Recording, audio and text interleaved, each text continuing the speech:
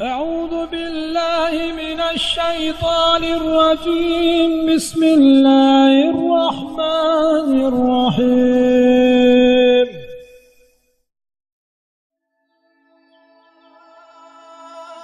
اللهم أعد لنا صلاح الدين، اللهم أعد لنا عمر، اللهم أعد لنا أبي بكر، اللهم أعد لنا عثمان، اللهم أعد لنا علي يا رب العالمين.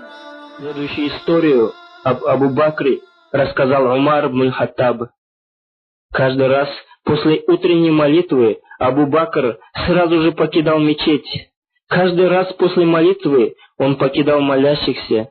И так каждый день. Однажды Умар решил последовать за ним. И мы прекрасно знаем, что между Умаром и Абу Бакром всегда было состязание в хороших делах. И Умар увидел Абу Бакра, входящим в один из домов Медины.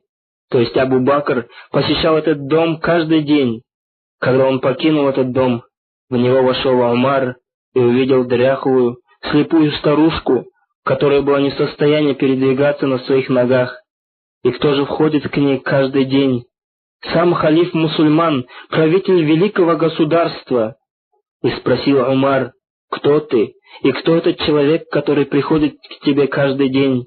Ответила: «Я старая, слепая и не могу передвигаться. А этот человек, который посещает меня каждый день, я его даже не знаю. Приходит и готовит завтрак, подметает дом и доит овец, затем уходит». Тогда Умар, упав на колени, заплакал и сказал: «Ты замучил всех правителей, халифов после себя, о Абу Бакр! О Абу Бакр! Ты превзошел всех!»